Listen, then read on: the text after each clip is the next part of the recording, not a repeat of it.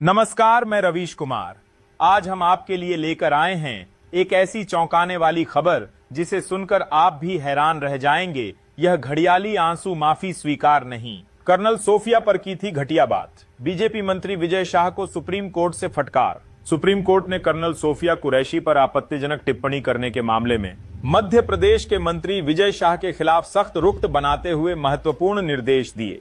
लेकिन उससे पहले अगर आप हमारे वीडियो को अभी तक देख रहे हैं तो इस वीडियो को एक लाइक करके अपने प्यारे से चैनल रवीश की बात को जरूर सब्सक्राइब कर लीजिए, क्योंकि मैं यहाँ पर ऐसी ही खबरें बताता हूँ जो शायद और किसी चैनल पर आपको देखने को मिले। तो प्लीज सब्सक्राइब कर लीजिए। दोस्तों, ये सिर्फ आपके एक सेकंड का काम है, लेकिन इससे हमें बहुत बड़ी मदद मिलती है।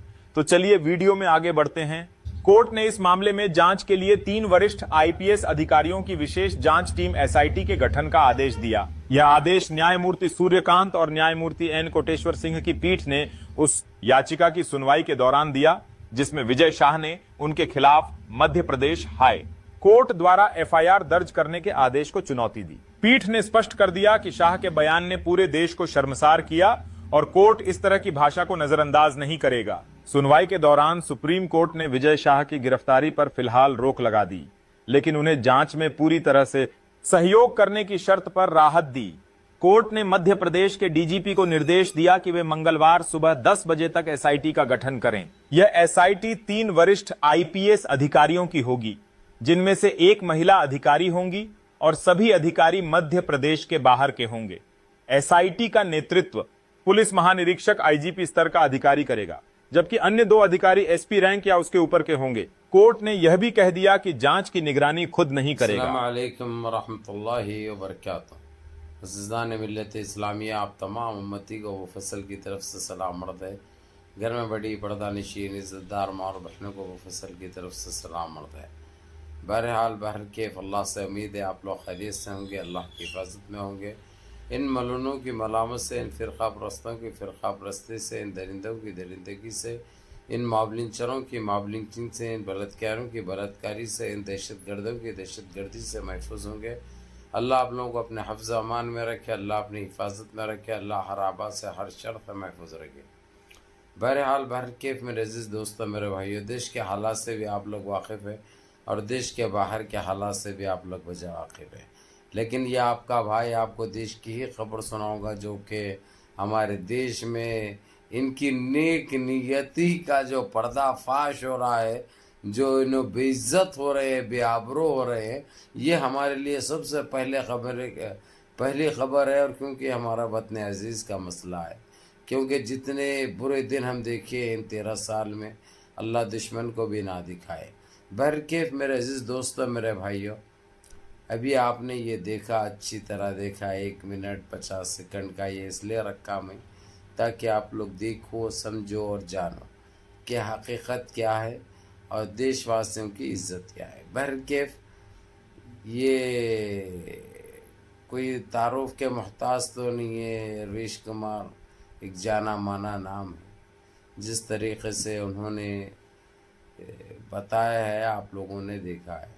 ये है विजय शाह, जो बीजेपी का मंत्री भी है मध्य प्रदेश से, और उसने ऐसी शब्द इस्तेमाल किए हमारी इस्लाम की शहज़ादी और हिंदुस्तान की बेटी को लेकर, जो कि उस बेटी, उस शहज़ादी ने पाकिस्तान में घुसकर पाकिस्तान के आतंकी ठिकानों पर ऐसी बमबारी की, तहस नहस करके रख दिया, जो कि वो मिशन का नाम था सिंदूर मिशन में, और तकरीबन 100 से ज़्यादा आतंकवादी मारे गए उसमें। यानी सारी दुनिया उसको, उस नज़ारे को सलाम करती रही और सारा देश का सर बुलंद हो गया और फ़ख्र महसूस करे। लेकिन ये बीजेपी के नेताओं को कौन सी बीमारी है इनके दिमाग के अंदर? आखिर मुसलमानों को लेके इनके पास इतना हसूद, इतना जलन, इतनी गलाजत, इतनी गंदगी कहाँ से आती है कि इन्हों इतने ज़िम्मेदार रहते हुए, इतने बड़े पोस्ट पे रहते हुए भी ऐसे खिनौने और गंदे लफ्ज़ इस्तेमाल करते हैं जो हम दोहरा भी नहीं सकते। लेकिन दोहराया इसलिए जाता है कि आप लोग जान सको कि इसने, इस पापी, इस दरिंदे, इस इस मूत्र पीने वाले ने क्या अल्फाज इस्तेमाल किया। हमारी उस बहन को, उस इस्लामी शहजादी को आतंकवादियों की बहन कहा इसने, जिसके ऊपर अभी तक सुप्रीम कोर्ट और हाई कोर्ट ने तो एक्शन लिया और पुलिस को कह दिया कि उसके ऊपर एफआईआर करो। एफआईआर भी की गई पुलिस की तरफ से, तो ऐसे वो डाले गए सेक्शन है उसको कि पुलिस स्टेशन में बिल मिल जाएगी उसको। फिर उसके बाद दोबारा धाड़ा गया सुप्रीम कोर्ट की तरफ से, फिर उसके ऊपर सही सेक्शन डाल के छापे मारे गए, लेकिन गिरफ्तार नहीं हुआ। लेकिन उसको पुलिस खुद बचा रही है, पुलिस तहफ़्फ़ुज़ दे रही है। ये एक हकीकत है, एक सच्चाई है। ये जानकर सुप्रीम कोर्ट ने, क्योंकि सुप्रीम कोर्ट की भी आंखें बंद नहीं रहते, खुले रहते हैं, वो देखकर उन्होंने दो जज की बेंच को वो क्या था, तहकीक करने के लिए, इसकी इंक्वायरी करने के लिए और इसके बारे में सारा कुछ जानने के लिए। तो ये इतना बड़ा दोषी पाया गया। ये पहली मर्तबा कोई मुसलमानों को लेकर ऐसी हरकत नहीं की, इसने कई मर्तबा ये कर चुका है, जो कि साबित हो गया। उसके बाद सुप्रीम कोर्ट ने, इसने माफ़ी नामा भेजा था सुप्रीम कोर्ट को और माफ़ी चाही थी इसने हाथ जोड़कर कटहरे में ठहर कर, लेकिन सुप्रीम कोर्ट ने इसको धुतकार भी लगाई और ये अहकाम जारी कर दिए पुलिस को कि इसको अरेस्ट करके जेल में डाला, इसकी कोई बेल नहीं हो सकती और ऐसे पापियों को सज़ा देना हमारी जिम्मेदारी है। इससे ही देश आगे बढ़ेगा। देश के हित को सामने रखकर ऐसे पापियों का सफाया बहुत ज़रूरी है। जो भी ऐसी गंदगी फैलाएगा उसको सख्त से सख्त सज़ा मिलेगी। ये कहते ही जो है सो उन्होंने फिर कटर में चले गए। अब इनको ना कोई बचाने वाला है, ना कोई बचा सकता, किसी की औकात नहीं है। अब लेकिन इन सारे चीज़ों के बीच अब ये बीजेपी में भागदौड़ मची हुई है। अब वहाँ पे खुद नाइत्तेफाकियाँ पैदा हो गए एनडीए को लेकर कि ऐसे पापी को पार्टी में कैसा रख सकते हैं, इससे पार्टी का नाम बदनाम होगा।